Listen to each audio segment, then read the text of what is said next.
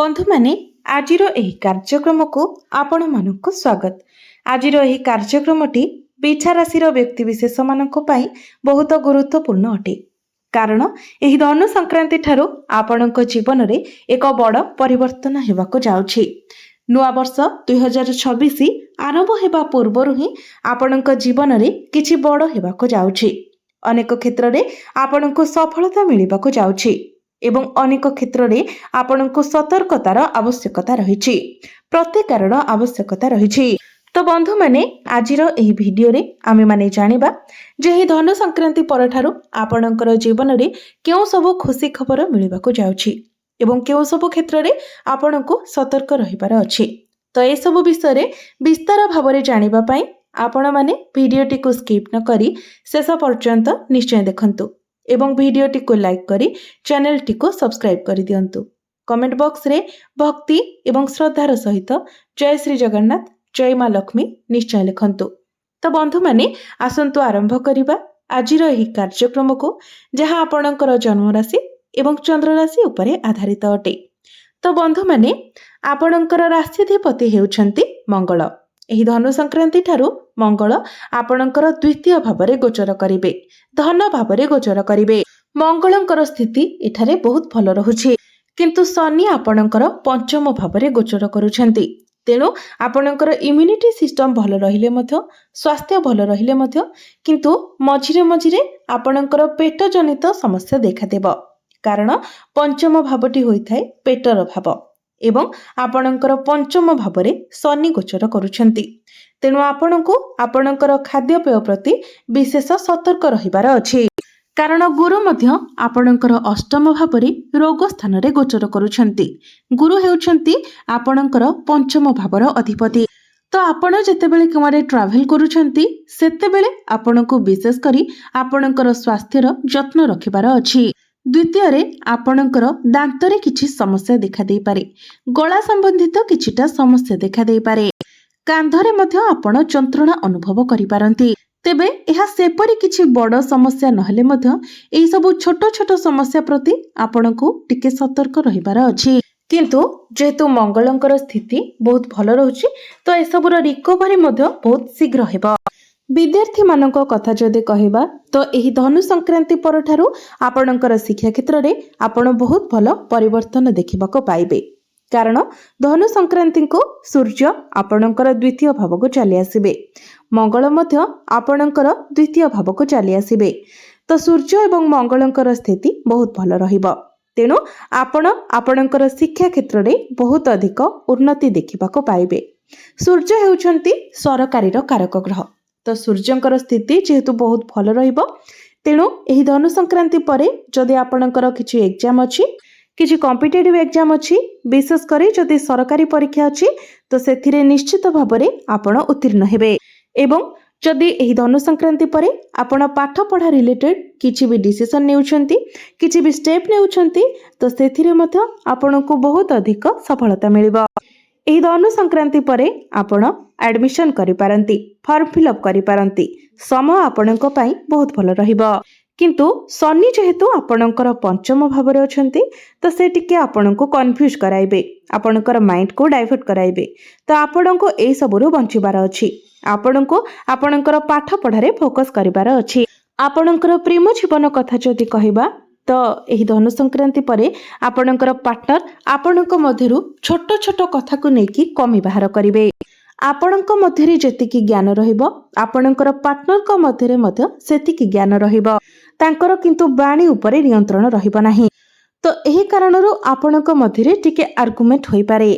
कारण आपणकर बाणी उपरे मध्य नियंत्रण रहिबो नाही, जहा फलरे आपणको मध्यरे टिके वैचारिक मतभेद देखा देबो। आपणकर पार्टनर मध्य टिके जिद्दी स्वभावर रहिबे। तेणु आपण केही काहाकू कम रहिबे नाही।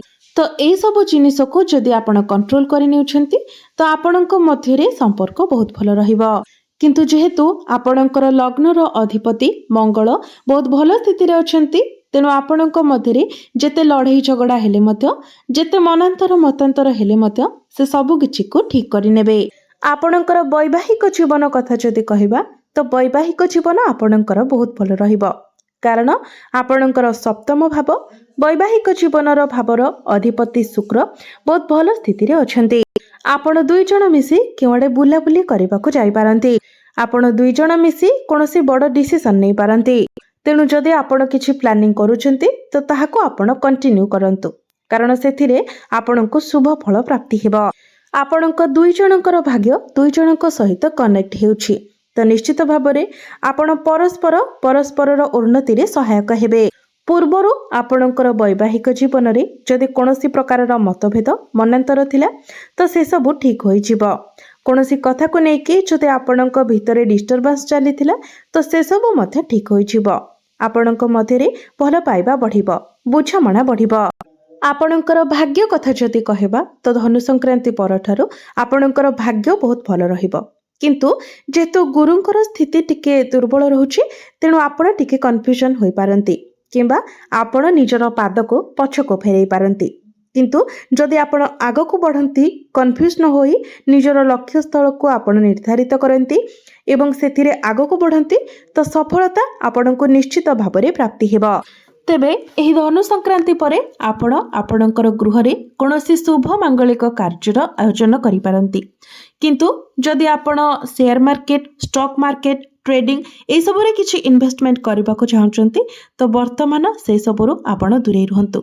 जेहेतु गुरुंकर स्थिति दुर्बल रहुछि तो एई सबरे आपणको लॉस रो सामना करबा को पड़ी पारे। जेतेबेले गुरु आपणकर नवम भाव को चली आसीबे तो सेतेबेले आपण एई सबरे जदि इन्वेस्टमेंट करंती सेतेबेले आपण लाभान्वित होई परिबे। किंतु वर्तमान आपण एई सबरु दूरे रहिबा को चेष्टा करंतु। क्यारियर कथा जदि कहिबा तो क्यारियर आपणकर एही धनु संक्रांति परठारु बहुत भल रहिबो, कारण आपणकर कुंडली रे बहुत भल जोगर निर्माण हेउछि। आपणकर दशम भाव अर्थात क्यारियर भावर अधिपति प्रथम भावरे गोचर करूछंती। एहा परे धनु संक्रांति परे से द्वितीय भावरे गोचर करिवे तो क्यारियर आपणकर बहुत भल रहुछि। आपणकर क्यारियर रे किछि बड़ अचीवमेंट पाई पारंती एवं आपणकर बॉस एवं सीनियर मानक ठारू मध्य आपणको प्रशंसा मिलिबो। आपण जदि निजे बॉस अछंती तो आपणको कोनोसी बड़ खुशी खबर मिली पारे। क्यारियर रे आपणकर जदि टार्गेट बेस किछि काम रहिछि तो टार्गेट आपणकर कंप्लीट होई जिवो। आपणकर क्यारियर रे आपणकर प्रमोशन होई पारे, कोनोसी बड़ अचीवमेंट मिली पारे। जदि आपण चाकरी खोजुचंती तो आपणको चाकरी मिलिबार 100% जोग रहउछि। तेनु आपण निज तरफरु चेष्टा जारी रखंतु। आपणकर क्यारियर पाई ए धनु संक्रांति परठारु समय बहुत भल रहुछि। बिजनेस कथा जदि कहिबा तो बिजनेस रे मध्य आपण बहुत अधिक ग्रो करिबा को जाउछंती। बिजनेस रे आपणको प्रॉफिट मिलिबो, आपणकर ग्राहक बढ़िबे, आपणकर मन को किछि नुआ नुआ आइडिया आसीबो। जो आइडिया को जदि आपण कार्यकारी करंती तो बिजनेस रे आपण बहुत अधिक लाभवान होई परिबे। एही धनु संक्रांति परे आपण किछि नुआ बिजनेस करबाको चिंता करि पारंती। आपण पार्टनरशिप बिजनेस मध्य स्टार्ट करि पारंती। एही धनु संक्रांति परे आपणकर फाइनेंशियल ग्रोथ हेबो, आपणकर आर्थिक स्थिति मजबूत हेबो। जदि पूर्वरु आपण किछि ऋण खर्च करिथिले तो आपण से सब को सुझी पारे सक्षम हेबे। आपणको एक्स्ट्रा इनकम ऑफ सोर्स मध्य मिलि जिवो, जहा फल रे आपण धन संचय करिबारे मध्य समर्थ हेबे। तो एही धनु संक्रांति परे आपणकर आर्थिक स्थिति मध्य बहुत भल रहिबो। तो बंधु माने एबे आसंतु जानिबा किछि उपाय विषय रे, जो उपाय गुड़िक करबा द्वारा आपणको अधिक मात्रा रे शुभ फल प्राप्ति हेबो एवं जहा सब अशुभत्व रहुछि से गुड़िक खंडन होई जिवो। तो सेथि पई आपण प्रत्येक दिन गुरुंकर बीज मंत्र 108 थर जप करंतु। प्रत्येक दिन आपण विष्णु सहस्र नामर पाठ करंतु। प्रत्येक दिन आपण शनिकर बीज मंत्र 108 थर जप करंतु एवं प्रत्येक दिन हनुमान चालीसार पाठ करंतु। निश्चित भाबरे आपणको अधिक मात्रा रे शुभ फल प्राप्ति हेबो एवं प्रत्येक दिन आपण उदित सूर्य को तंबा पात्र रे जलार्घ्य मध्य अर्पण करंतु। तो बंधु माने आपणकर जीवन मंगलमय हेउ, एहा ही ईश्वरंक निकटरे मोर प्रार्थना। धन्यवाद।